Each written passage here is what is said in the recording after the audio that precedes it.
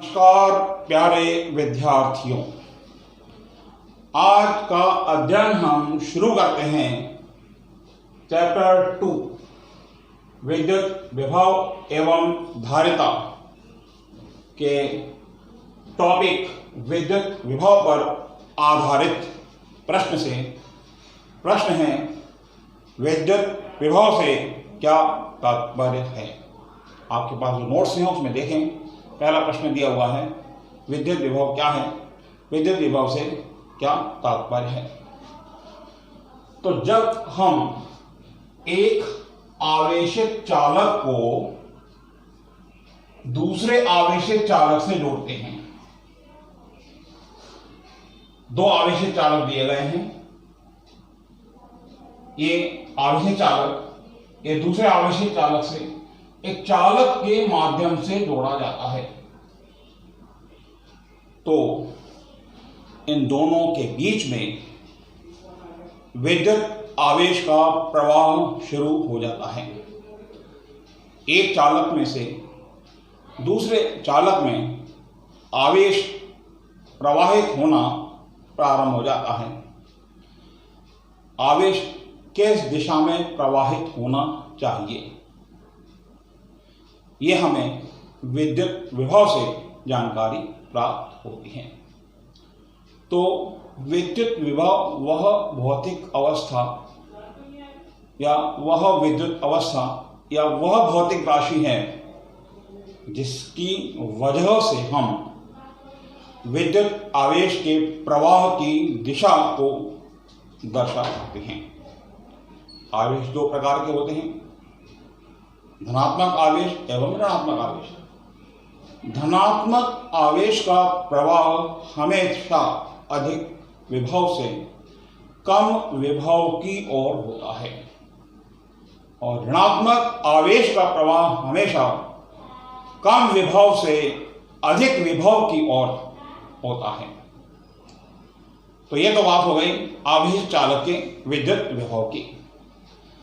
अब यदि हम चर्चा करें किसी आवेश के विद्युत क्षेत्र में स्थित किसी बिंदु पर विद्युत विभव के बारे में, मान लीजिए इस स्थान पर कोई विद्युत आवेश उपस्थित है और इसके द्वारा इसके चारों ओर एक विद्युत क्षेत्र उत्पन्न हुआ है।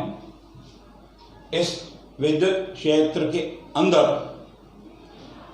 प्रत्येक बिंदु पर विद्युत विभव का मान हम अनंत से विद्युत आवेश को, कौन सा विद्युत आवेश, एकांक धन आवेश। जब हम एकांक धन आवेश लें या फिर हम धनात्मक परीक्षण आवेश ले सकते हैं, तो धनात्मक परीक्षण आवेश से शुरुआत करते हैं। यदि हम धनात्मक परीक्षण आवेश को अनंत से इस बिंदु तक लाने के लिए W कार्य करते हैं, तो इस कार्य के परिमाण और आवेश के परिमाण के अनुपात को इस बिंदु का विद्युत विभव कहा जाता है। तो हम विद्युत क्षेत्र के अंदर स्थित किसी बिंदु पर विद्युत विभव की परिभाषा इस प्रकार से बता सकते हैं। विद्युत क्षेत्र में स्थित किसी बिंदु पर विद्युत विभव का मान अनंत से धनात्मक परीक्षण आवेश को उस बिंदु तक लाने में किया गया कार्य और धनात्मक आवेश का परिमाण का अनुपात उस बिंदु के विद्युत विभव के बराबर होता है। विद्युत विभव का SI पद्धति में मात्रक वोल्ट और CGS पद्धति में मात्रक स्थिर वोल्ट होता है। SI पद्धति में विद्युत विभव का मात्रक वोल्ट है और CGS पद्धति में विद्युत विभव का मात्रक स्थिर वोल्ट होता है। हम इसे भी परिभाषित कर सकते हैं। इसे हम कार्य के मात्रक जूल और आवेश के मात्रक कूलॉम से एसआई पद्धति में वोल्ट को परिभाषित करते हैं और कार्य के मात्रक अर्ग और आवेश के मात्रक स्थिर कूलॉम से हम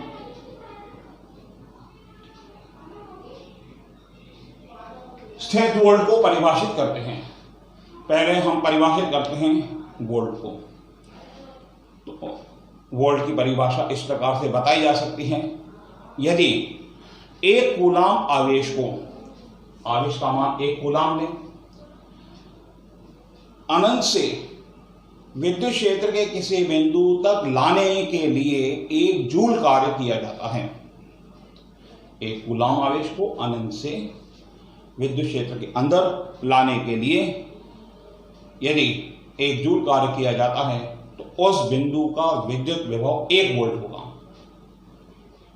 और स्थिर वोल्ट के बारे में परिभाषा दे सकते हैं, यदि एक स्थिर कूलॉम आवेश को अनंत से किसी बिंदु तक लाने के लिए यदि एक अर्घ कार्य किया जाता है तो उस बिंदु का विद्युत विभव 1 स्थिर वोल्ट कहलाता है।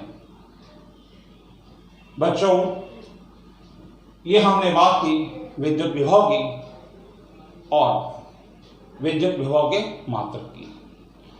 हम इस फार्मूले के आधार पर विद्युत विभव का विमेय सूत्र भी लिख सकते हैं और इस फार्मूले के आधार पर बता सकते हैं विद्युत विभव की प्रकृति अदिश राशि की तरह होती है।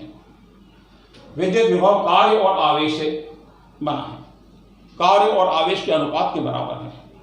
कार्य अदिश राशि है, आवेश भी अदिश राशि है, इसलिए विद्युत विभव भी अदिश राशि के बराबर होगी, यानी विद्युत विभव की प्रकृति अदिश होगी। अब हम बात करते हैं विद्युत विभव के विमीय सूत्र की। कार्य का विमीय सूत्र हम जानते हैं mL2T-2 और आवेश का विमीय सूत्र हम जानते हैं A×T होता है। तो विद्युत विभव का विमीय सूत्र इन दोनों से मिलकर बनेगा mL2T-3A-1। ये विद्युत विभव का विमीय सूत्र होगा। तो बच्चों, अब हम अगले प्रश्न की शुरुआत करते हैं, जिसमें हमें एक बिंदु आवेश के कारण उत्पन्न विद्युत क्षेत्र में किसी बिंदु पर विद्युत विभव का मान ज्ञात करना है। O एक बिंदु है जहां पर +Q आवेश उपस्थित है। इस आवेश के कारण हमें इस बिंदु से r दूरी पर स्थित बिंदु P पर विद्युत विभव की गणना करनी है।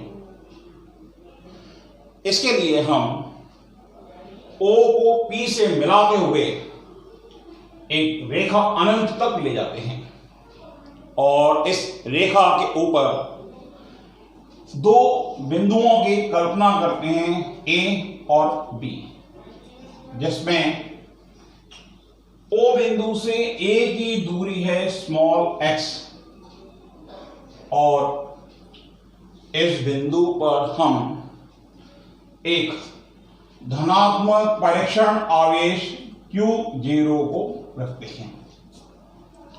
तो कूलॉम के व्युत्क्रम वर्ग के नियम के अनुसार इस बिंदु आवेश के कारण +Q0 आवेश पर एक विद्युत बल कार्य करता है। इस विद्युत बल की दिशा F O बिंदु से A बिंदु की ओर होती है, क्योंकि यह धनात्मक आवेश इस धनात्मक आवेश को प्रतिकर्षित करता है। इस बल का परिमाण F = 1/4πε0K Q upon x square होता है x O से A तक की दूरी है के इस आवेश के चारों ओर के माध्यम का परावैद्युतांक है। अब हम इस धनात्मक परीक्षण आवेश को इस बल के विपरीत दिशा में A बिंदु से B बिंदु तक लाते हैं। A बिंदु से B बिंदु तक की दूरी अत्यंत सूक्ष्म है। इन दोनों बिंदुओं पर बल के परिमाण में कोई विशेष परिवर्तन नहीं होता, इसलिए इसी बल के कारण हम Q0 आवेश को जब A से B तक लाते हैं तो A से B तक लाने के लिए जो कार्य किया जाता है dW, उसका मान -F × dx के बराबर होता है। कार्य का मान होता है बल गुणा विस्थापन। ऋणात्मक चिन्ह इसलिए लिया गया है क्योंकि बल की दिशा के विपरीत विस्थापन हो रहा है। जब बल की दिशा के विपरीत विस्थापन होता है तो कार्य ऋणात्मक होता है। F का मान रखकर हम इसको हल करते हैं। dW बराबर -1/4 पाई एप्सिलॉन 0 के Q/x² इंटू dx। यदि हम यहां पर Q इंटू Q0 बल का परिमाण Q into Q0 Q1 Q2 होता है। Q1 की जगह Q और Q2 की जगह Q0। चलिए तो यहाँ पे जो करेक्शन है उसको ध्यान रखें। F का मान Q इंटू Q0 यहाँ पे आएगा, यहाँ पे भी Q इंटू Q0 रहेगा। अब हम इस कार्य का समाकलन करते हैं अनंत से Q0 आवेश को P तक लाने में किए गए कार्य के लिए। तो कुल कार्य W का मान होगा समाकलन अनंत से हम बिंदु P तक ला रहे हैं। O से यहां तक की दूरी अनंत है और O से P तक की दूरी r है, इसलिए समाकलन के लिए हम सीमाएं अनंत और r लेते हैं और इस सूत्र का समाकलन करते हैं 1/4 पाई एप्सिलॉन 0 के Q into Q0/x² into dx। Q into Q0 और 4 पाई एप्सिलॉन 0 के नियतांक है, इसलिए W का मान हमें प्राप्त होगा Q into Q0/4 pi epsilon 0 के समाकलन अनंत r। अधिकतम सीमा अनंत है, न्यूनतम सीमा r है। x की पावर 2 को हम ऊपर लिखेंगे x की पावर -2 इंटू dx। x की पावर -2 का समाकलन करने के लिए हम एक फार्मूले का इस्तेमाल करते हैं। समाकलन x की पावर n dx बराबर x की पावर n+1/n+1। इस फार्मूले के आधार पर x की पावर -2 का समाकलन किया जाएगा। तो हमें समाकलन को हल करने पर प्राप्त होगा W बराबर Q into Q0/4 pi epsilon 0 के x की पावर -2 + 1/-2 + 1 सीमाएं अनंत और r ली जाएगी। -2 में से 1 जाएगा तो -1 बचेगा। यहां पर dW का मान में माइनस चिन्ह है, तो ये माइनस चिन्ह यहां -1 बचेगा और ये माइनस से माइनस कैंसिल हो जाएगा। तो W बराबर हमें प्राप्त होगा Q into Q0/4 pi epsilon 0 के ब्रैकेट में 1/x। x की पावर -2 में से 1 यानी -2 में 1 प्लस करना है तो बचेगा -1 x की पावर -1 को 1/x लिखेंगे, सीमाएं अनंत और r। अब हम x के स्थान पर सीमाओं का उपयोग करते हैं, जो यहाँ सीमाएं दी गई अनंत और r, उसका उपयोग करते हैं। हमें प्राप्त होगा W बराबर Q into Q0 upon 4 pi epsilon 0 के, और x के स्थान पर पहले r और फिर बाद में अनंत। अब W बराबर हमें प्राप्त होगा Q into Q0 upon 4 pi epsilon 0 के इंटू r। 1/r का बाहर गुणा हो जाएगा, 1/, अनंत शून्य होता है। इसको हम सेपरेट करके लिख सकते हैं W बराबर 1/4 पाई एप्सिलॉन 0 के Q into Q0 upon r।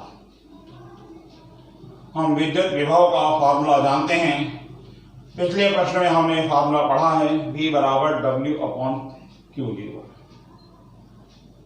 W का मान रखने पर हमें V का मान प्राप्त होता है। जब W का मान यहां रखेंगे तो इस मान में Q0 से कैंसिल हो जाएगा और हमें प्राप्त होगा 1/4 पाई एप्सिलॉन 0 के Q अपॉन R। ये एक बिंदु आवेश के कारण उत्पन्न विद्युत क्षेत्र में किसी बिंदु पर विद्युत विभव के लिए सूत्र होगा। तो आज के टॉपिक में हमने विद्युत विभव का अर्थ समझा, विद्युत विभव क्या होता है, विद्युत विभव हमें क्या दर्शाता है, विद्युत विभव के मात्रक क्या है, विमीय सूत्र क्या है, और एक बिंदु आवेश के द्वारा उत्पन्न विद्युत क्षेत्र में किसी बिंदु पर विद्युत विभव का मान किस तरीके से ज्ञात कर सकते हैं, इसके लिए हमने फार्मूला पढ़ा। इन दोनों टॉपिकों की आप घर पर स्टडी कीजिए। अगले टॉपिक पर आधारित क्वेश्चन अगले वीडियो में आपको एक्सप्लेन किए जाएंगे। Thank you, good bye.